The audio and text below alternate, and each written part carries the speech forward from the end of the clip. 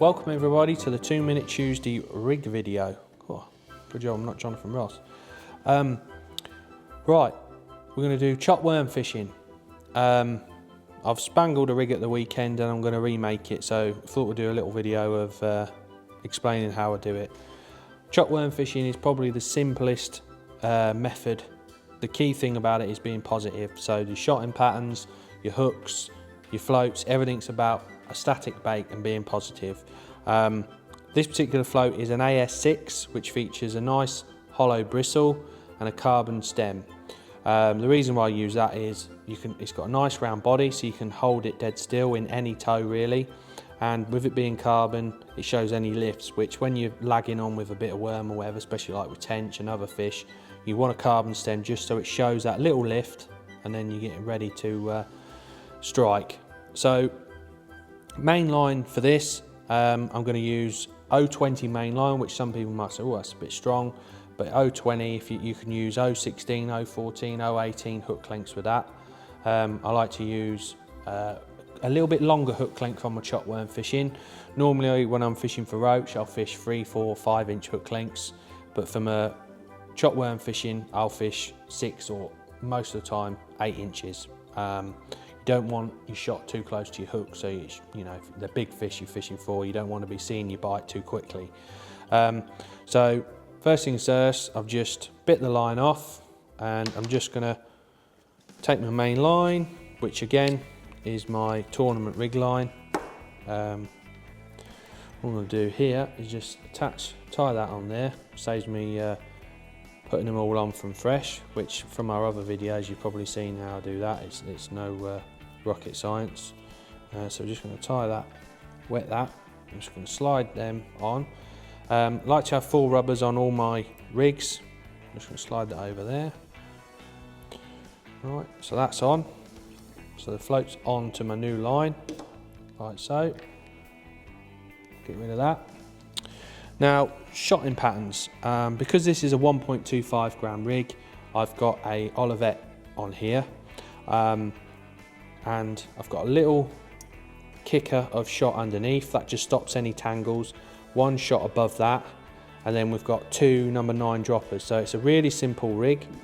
I like to have like a little bulk of them just act as a kicker which stops any twists and tangles. Obviously you're going to be fishing a big piece of worm. Hook wise, I like to use B711s, which is a super strong hook. You can put maggots on there, 2 casters, dendras, lobbies, whatever. And hook wise, I tend to start with a size 15, but if I was fishing a lobby I'd probably use 11 or a 13. So we know that this rig takes 1, 2, 3, 4, 5, 6, 7, 8, 9, 10 shot, number 9 shot, as well as my Olivet, which is a 0.8 gram Olivet. Olivet choice is entirely up to you. Like I say, I've used a slightly lighter one just because I want to have the option of this little group of shot, bulk of shot, just to kick everything out of the way. So we're going to bite that off. First thing we're going to do is put a number 9 on my line.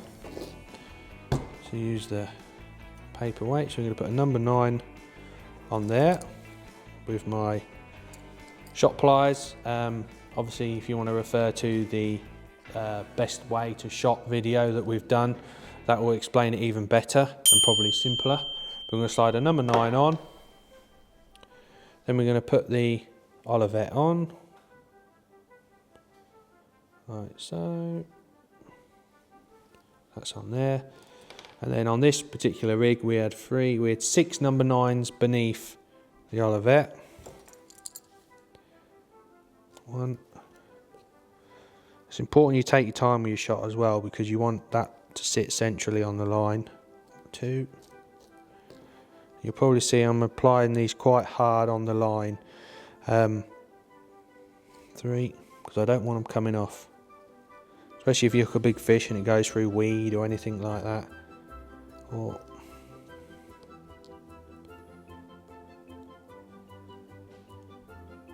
5.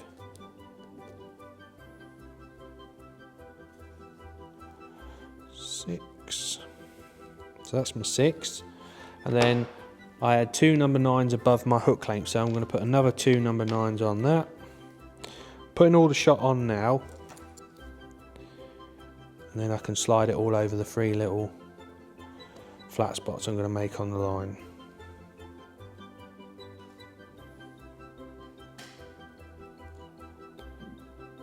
Keeping the line tight definitely helps.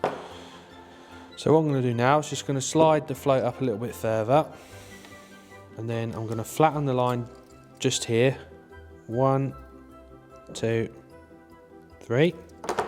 Slide that a bit further, a bit more. Just going to wet that line a little bit, and I'm going to slide all these shots over them 3 grooves.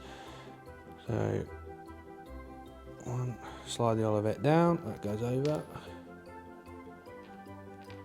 2, dunk, dunk, dunk.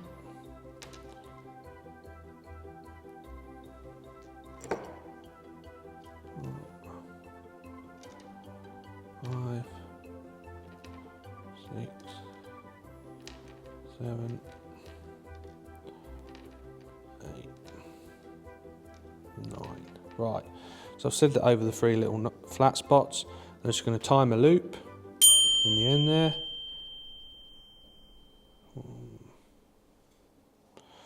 Get my loop size, and again, like most of the time, I'm going to use the smallest one. Sometimes I will use a bigger loop. If, for example, I was using commercial fishing and I've got bands on my rigs, I tend to go for a bigger loop just because it speeds the fact you can get your band and everything through the loop quite quickly. But with this, you've got a decent heavy gauge hook, and it's quite simple and easy to get the hook length on. So I'm just going for the smallest loop possible. Again, wet it, put it over. Then I'm just going to cut that off. I always tend to, when I'm near my hook lengths, use scissors, just because when you trim it down, you think you do it nice and neatly with your teeth, but you can't get as neat a cut than you can with a pair of scissors. Right, so that's the main rig. How we're going to shot it. So I like to have 1 or 2 9s just above your hook length, which will be 8-inch.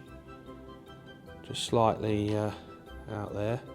And then, depending on what fish I'm fishing for, normally I have my bulker shot quite high. The only time I'd have it a bit lower is if I was on a weedy swim and I'm trying to fish in the holes in the weed. But this time of year, sort of after Christmas, the weed is pretty much gone. So you can have your olivet nice and high. You can hold your rig sort of probably a foot out of the water and then just slowly lower it in. And as you lower it in, you bristle and you float, everything's set nice.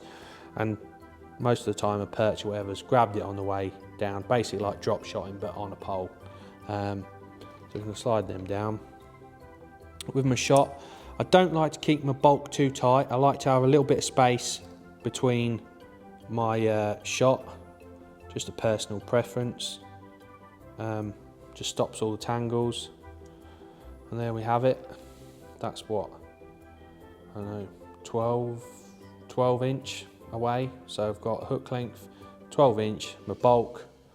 If you imagine you put your rig in, right over your marker, dropping it in. So this goes down, you feel the weight, your hook length and everything just swings around nice and slowly. And then you basically lowering in your rig in nice and steady. This is water level, just holding it down to the bristle, and then that should be set then. And then if something picks it up on the way, you'll get a little lift because of the carbon bristle, or hopefully it will do a bit of running and slowly go under, clonk, and you've got a big tench or a big billy on the end. And that is my simple chop worm rig. Obviously the weight of the float depends on the flow and the depth. Typical weight float is probably 0.6 to a gram on the shallow Fenland drains, but if you were fishing like the 20 foot, you'd probably go for 1.5 grams to 2.5 grams, depending on the tow. And if you was fishing the main ooze, the deeper venues, you're looking at 2, 3 and even 4 grams if it's flowing or a flat float. So that's my chop worm rig, nice and simple.